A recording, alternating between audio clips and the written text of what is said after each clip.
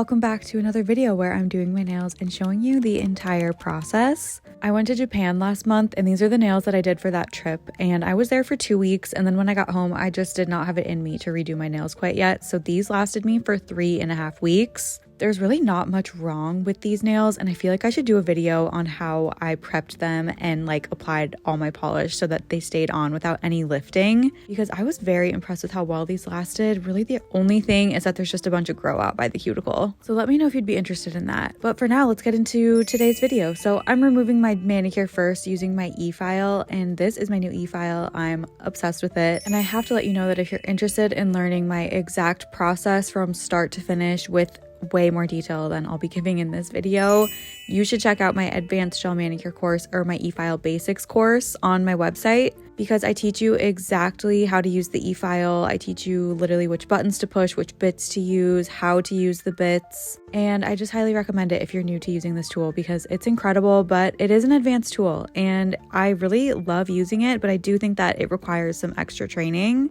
So those will be linked below if you're interested in learning my exact process in my courses. With my e-file, my goal is always to remove until I hit my clear base underneath. So I just gently remove the top layers, which is that brown magnet gel, and then I had on brown builder gel, and then once I hit my clear base, I stop and then start doing manual prep. Like I said, it had been 3.5 weeks since I had manicured my nails, so I had a lot of cuticle and dry skin that needed to be taken off. And I love doing a dry manicure because it just gets off all of the dead skin, which is so satisfying, but it also just helps your manicures last and stay on your nails so much better. So I'm starting with my only clean bit. This just does a really great job at lifting up the cuticle pocket area, and it also exfoliates some of that dead skin off of your nails too, but I think it just does such a good job at lifting it up. Look at that, it's so lifted. And then for even more exfoliation, I'm using this little nib bit that does such a good job at exfoliating dead skin. Look at all of that white stuff, that's just dead skin coming off of my nail and the skin around my nails, and it's just so satisfying. One of my favorite parts about doing a fully dry manicure is that when you lift up the dead skin, it's just so dry and ready to be clipped off. And I think it just really helps you discern what is dead and ready to get clipped off versus what is alive and hydrated still. And these are my new nippers that I'm also obsessed with. I just think they do such a good and precise job at clipping off any of that raised dead skin that we just prepped.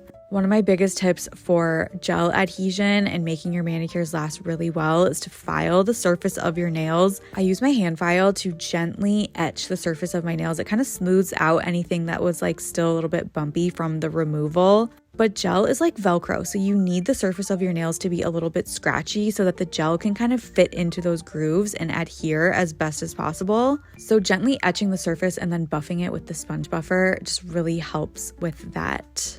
And then of course we need to dehydrate and cleanse because that was a very dusty process, and I just like to use isopropyl alcohol before applying my gel. And now it's time to apply my favorite Mega Stick base. This is the best adhesive soft base. And let's talk about flooding your gel because I get this question all the time, especially when you're using builder gel and using a little bit more gel than you're used to. It's so easy to flood your nails. All of these are super important to avoid flooding, but one of my biggest tips is to just ensure that you don't have any dry skin or cuticle left on your nail. Gel is like a magnet, and if there's anything hanging over from your skin onto your nail, it will cling to it and cause flooding immediately. That's one of the reasons why I love doing dry cuticle prep, because it just makes your nails so clean and helps avoid flooding so much. Another big tip is to hold your hand at an angle like I'm doing here so that the gel flows down towards the tip instead of flowing backwards towards the skin or the sidewalls. Really helps your gel self-level and prevents flooding too. Okay, now it's time for the fun part. We're getting into nail art, and I'm using magnet gel, of course. It's literally my favorite thing to use on my nails right now, and let me tell you some tips for how to do it and how to make it look really good. I'm using a new magnet gel today. I actually got this when I was in Tokyo at the Tokyo Nail Expo. This is by the brand Gelist, which is a line within Cocoist.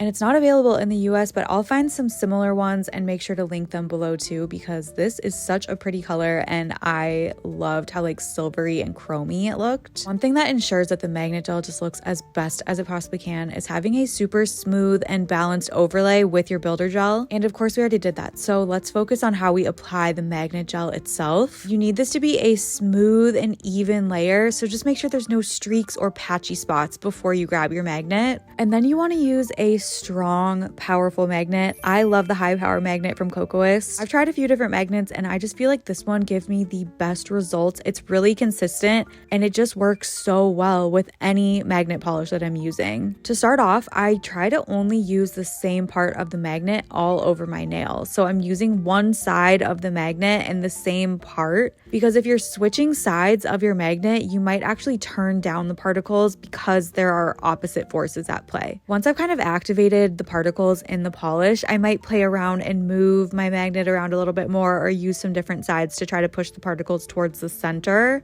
But for the most part, I'll just use the same side of my magnet. So you can see here, I'm picking that little side and I'm just moving it all around my nail, kind of rotating it at an angle a little bit to make those particles stand up as best as they can. And once you like how it looks, you need to flash cure your nails quickly because sometimes the particles can kind of turn down if you wait too long. So I recommend working one nail at a time. I'll do the polish, activate it with the magnet, cure it, and then move on to my next nail. And I really wanted these to be silvery and chrome and wintry, so I decided to do 2 coats of this. And I also think that having 2 coats makes your nails have a lot of dimension as well, because you have all of that dimension and shifty glitter from the first coat, and then you just go over it again and make it stand out even more. And another obsession of mine is flash glitter, so I'm using this flash glitter top coat from Nail Thoughts. It's a non-wipe top coat, and to get a really smooth surface with this top coat, you need to apply a bit of a thicker layer. So I'm kind of using a little extra gel than I normally would.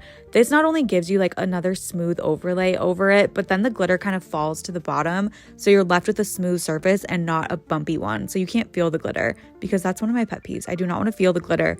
I want it to be there, I want it to look good, but I don't want to feel it. And I have to show you what it looks like with the flash on, because the glitter is just so sparkly and reflective and the magnet gel looks amazing. I could have honestly just stopped here. Like, I think this looks so pretty and it's just so reflective and shiny and festive and perfect. But I wanted to add some color and more sparkle, and I thought confetti would be really fun to add to these nails to make it even more festive and perfect for New Year's. I'm using the Cocoas non-wipe accessory bond and the smoosh brush, and I'm just applying this on my nails kind of like haphazardly, making like a random blobby shape and kind of making sure that this has a little bit of volume to it, because I'm applying confetti into it and it needs to be like fully encapsulated. And since the confetti is a little bit 3D, this part needs to be kind of 3D too. This product is really great for applying like decals, or if you want to do like isolated chrome. It's just so versatile. I really love it. And that's the side view, so you can see that there is a little bit of volume to it. Now I'm grabbing my confetti decals. So I have a bunch of these from Amazon. I have hearts, stars,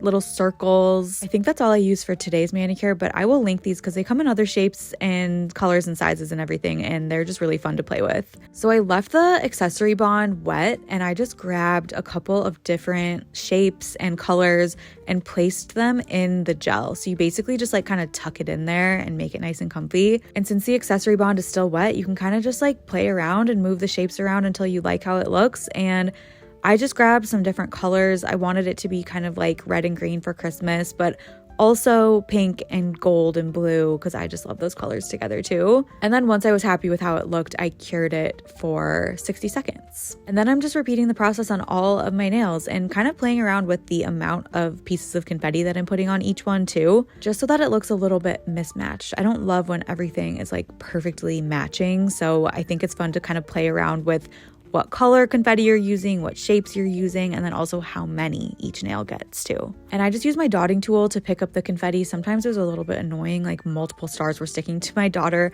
at this point. And you could also use tweezers or another dotting tool to make it easier, but it wasn't really too difficult to work with. I feel like these are pretty forgiving. Okay, last step is to encapsulate our confetti, and I wanted this to be a little bit like 3D because I wanted it to look like some water ice, like kind of melted on my nails, and it just happened to have this confetti in it. So I'm using the Cocoas Ultra Glossy Non-Wipe Top Coat to kind of encapsulate the confetti, but also I flipped my nail upside down so that it would kind of be like a bulbous, like 3D blob on my nail. And I did this one nail at a time as well because I wanted to make sure that the top coat did not spread out and flatten while I was working on other nails. And I had to show you what it looked like with the flash on again because I just think it looks so sparkly and festive and fun, and you can really see the flash glitter reflecting. And I really love how the 3D element just truly looks like a piece of like melted water with confetti inside. I think it's just like kind of random and fun, and